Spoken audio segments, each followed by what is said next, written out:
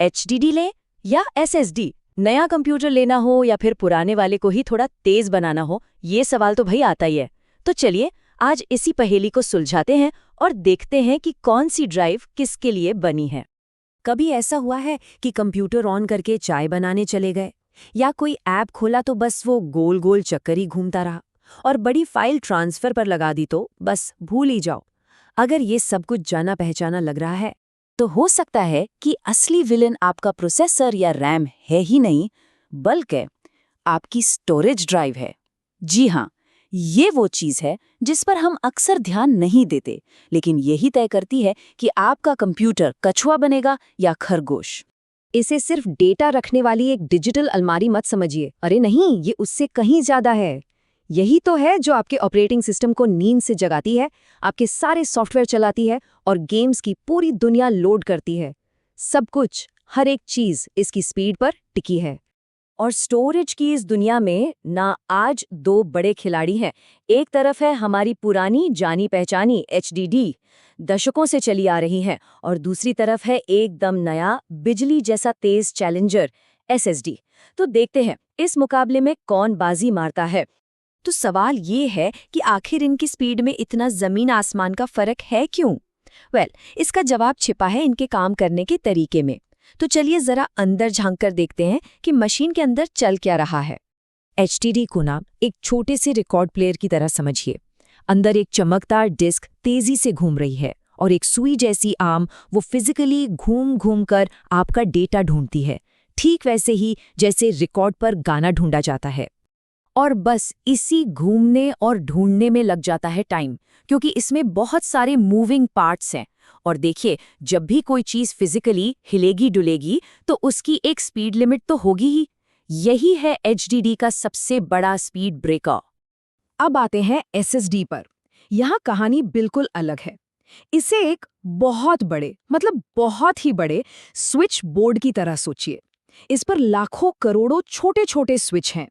Data ढूंढने के लिए यहाँ कुछ घूमता नहीं है, बस बिजली के स्पीड से सही स्विच को ऑन या ऑफ कर दिया जाता है। बस इतना ही।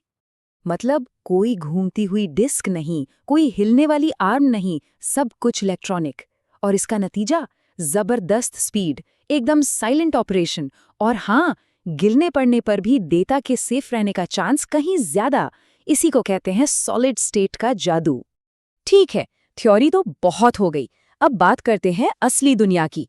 रियल वर्ल्ड में जब हम इन्हें इस्तेमाल करते हैं तो परफॉर्मेंस में कितना फर्क आता है। तो चलिए अब करवाते हैं इनकी आमने सामने की टक्कर। जरा इन नंबर्स पे नजर डालिए। फर्क एकदम साफ है। एक HDD जहां करीब 120 MB पर सेकंड पर अटक जाती है, वहीं एक नॉर्मल सी SSD भी उससे लगभग 5 गुना तेज है। और बात करें टॉप एंड NVMe SSDs की, तो वो तो 30 गुना से भी ज्यादा तेज हो सकती हैं। सोचिए, इसका मतलब है कंप्यूटर सेकंडों में ऑन होगा और ऐप्स पलक झपकते ही खुलेंगे। लेकिन इस स्पीड की एक कीमत चुकानी पड़ती है। आज भी अगर मकसद बहुत सारा डेटा स्टोर करना है, जैसे कि फिल्मों और फोटो का पूरा कलेक्शन, तो HDD ही सबसे जेब फ्रेंडली ऑप्शन है। SSD स्पीड तो देगी, पर उतने ही पैसे में स्टोरेज कम मिलेगा। तो यहाँ फैसला सीधा सीधा बजट और जरूरत का है। अब बात करते हैं ड्यूरेबिलिटी की, यानी कौन ज्यादा टिकेगा। यहाँ मामला थोड़ा दिलचस्प है। देखिए, SSD में कोई मूविंग पार्ट नहीं है, तो अगर लैपटॉप गिर भी जाए या झटका लगे तो वो उसे आसानी से झेल जाती है। दूसरी तरफ HDD के खराब होने का खतरा ज्यादा रहता है। हाँ, एक बात है कि SSD के मेमोरी सेल्स की एक उम्र होती है, लेकिन सच बताऊं, आजकल की SSDs इतनी अच्छी बन रही है कि नॉर्मल यूज में वो आपके कंप्यूटर से भी ज्यादा चल जाएंगी। तो चलिए अब तक की सारी बातचीत का एक क्विक सा रिकैप करते हैं। ये टेबल ना सब कुछ एकदम साफ कर देती है। स्पीड के मामले में SSD का कोई मुकाबला नहीं, कीमत के मामले में HDD बाजी मार लेती है। कुल मिलाकर अगर स्पीड चाहिए तो SSD, और अगर बहुत सारा स्टोरेज सस्ते में चाहिए तो HDD। ये स्कोर कार्ड फैसला लेने में बहुत काम आएगा। तो इन सब बातों के बाद सबसे बड़ा सवाल कि हमारे लिए कौन सी ड्राइव सही है? इसका कोई एक सीधा सा जवाब नहीं है। इसका जवाब छिपा है हमारी अपनी ज़रूरतों में। तो इस फैसले को आसान बनाने के लिए चलिए इसे 3 सिंपल स्टेप्स में तोड़ते हैं। सबसे पहले अपना बजट तय कीजिए।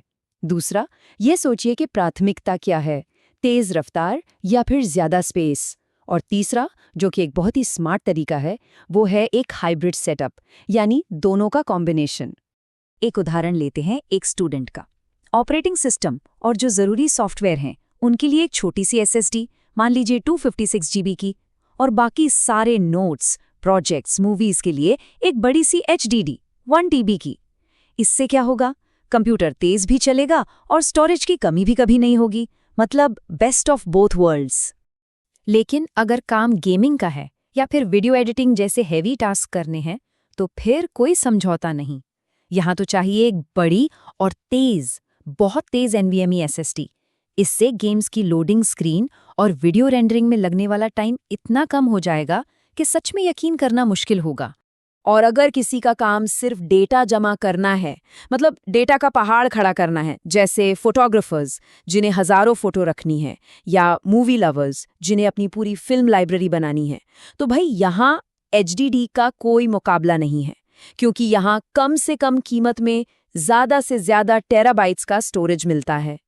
तो ये तो हुई आज की कहानी, लेकिन भविष्य में क्या होने वाला है? स्टोरेज की दुनिया आगे किस तरफ जा रही है? चलिए देखते हैं। जरा इस आंकड़े को देखिए। साल 2018 में ही, मतलब काफी पहले ही, SSDs से होने वाली कमाई ने HDDs को पीछे छोड़ दिया था।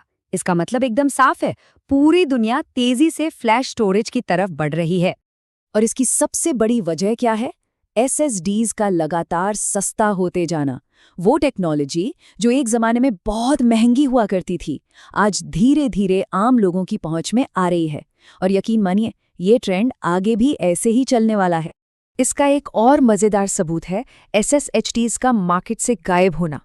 याद है वो हाइब्रिड ड्राइव्स जिनमें थोड़ा सा SSD और बाकी HDD होता था?